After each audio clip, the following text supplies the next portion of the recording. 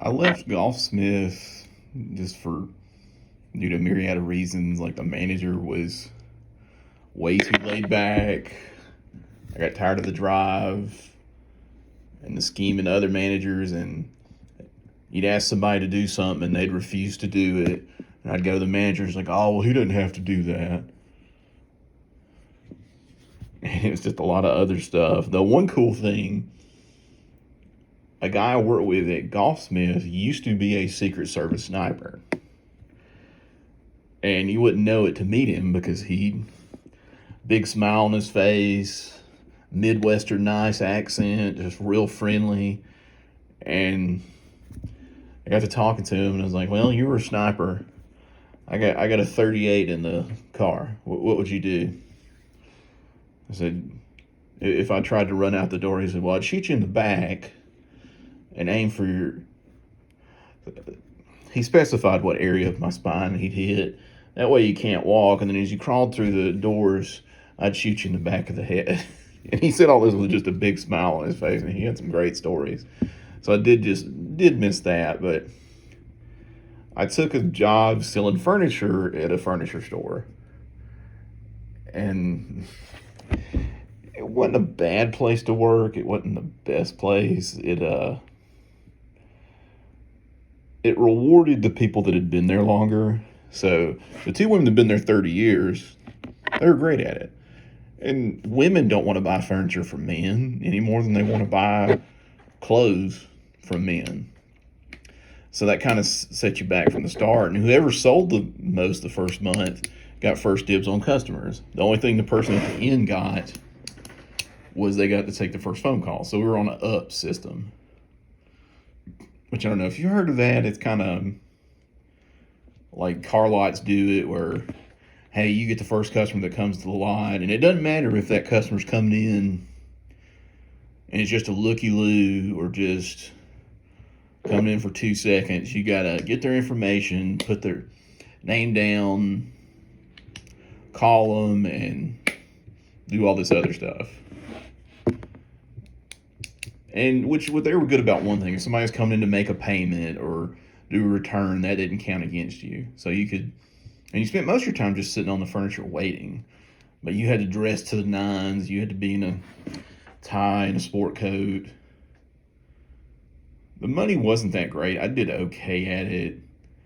It's just dealing with that, like buying furniture, it's always they come in, they'd see something they like. Oh, I like it, but I got to talk to my cousin, my mother, my brother, my uncle, my friend, and do whatever. And then people would want to haggle over furniture. And the manager there, he was having none of that bullshit.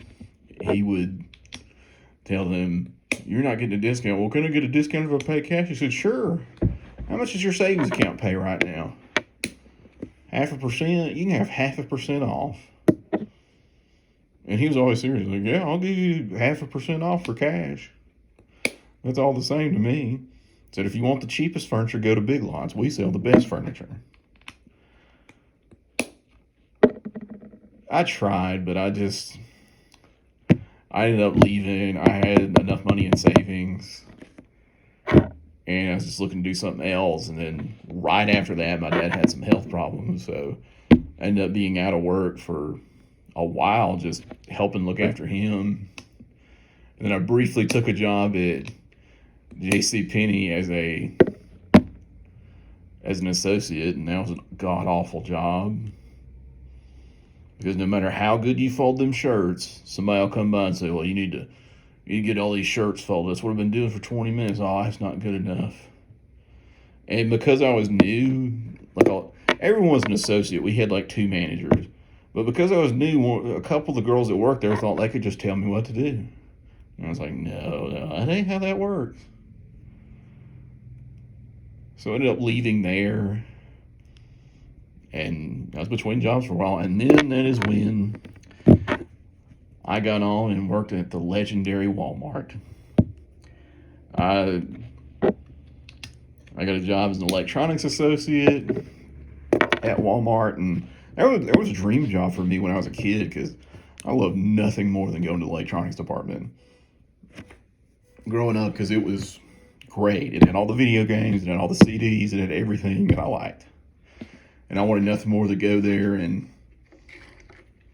spend time, because when I was finally old enough for my mom to kind of let me walk around the store by myself, that is the first place I went. So that part was okay.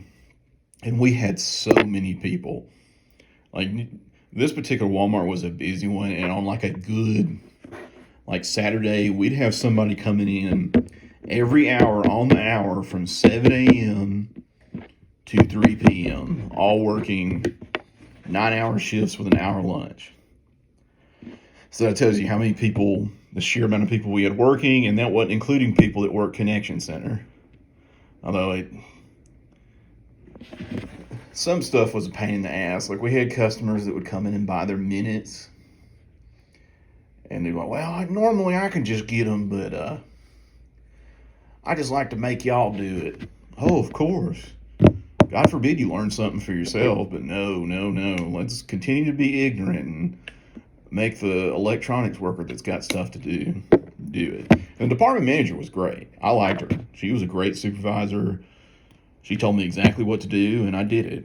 It wasn't that hard. And we had so many people, again, that we could have done anything. There were so many people working. But there was always headaches, because there were people. One guy I worked with would take a smoke break every hour. And I didn't mind it so much because I really didn't care. We had a lot of people, like I said, but he got mad at me one day. He's like, you're going to take your lunch right on time? And I'm going to see if we have coverage?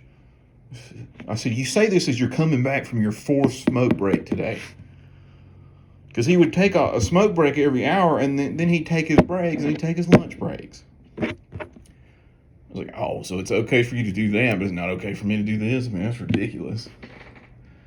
And then there was another guy, he'd been there 100 years, and he always thought that he could do no wrong, he could do whatever, you know the ones. In a given shift, he would spend time talking to customers. He'd take 45-minute breaks, 2-hour lunches, and then he would also complain that he didn't get enough hours, but he would disappear. And if there was any slight, perceived or otherwise, he would run and cry to the co-manager that he needed to get out of that department. But these are just minor issues. Otherwise, the managers were great. The store ran well.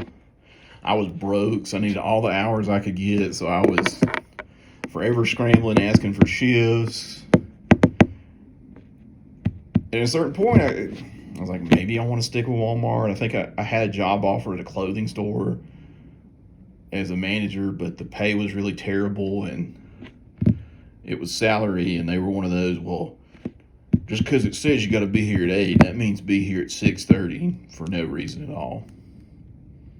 So I wasn't going to deal with that. And they said, hey, you got a college degree, right? Well, you can apply to be a manager. I was like, okay. So I started working towards being a manager, talking to the management, because I was good at my job. Like I said, I did what I was told. I knew electronics really well. And it really wasn't that hard. But there's always people that take too long of breaks. Like, I had a friend. He told me why. He said one time he got sick and had a doctor's excuse and everything, and he got wrote up for missing too much work. And he said, after that, I stopped giving a shit. He'd go to break, and he'd disappear for over an hour. And he'd be like, well, I got caught by a manager, and I got put to work zoning, straightening that area in grocery. Yeah, right. And then another time, he got off at 5 because he worked Connection Center. And I went to lunch at 5, and he hung out with me in the break room for an hour. And then as soon as I got done with lunch, he walked over and clocked out. And I kept applying, and eventually I had to work 3rd shift one week, and that was awful. I don't know how people do it. I wouldn't wish that on anybody. We had to fix a TV wall, and we did it in about an hour. So we ended up having to do a section on, or redo sporting goods. and that took up the rest of the week, and that was pretty awful. And I had an interview. They wanted to interview me at 10 a.m. after I'd been up all night. And I did the interview, and eventually I got the job, but I probably will save that for another video.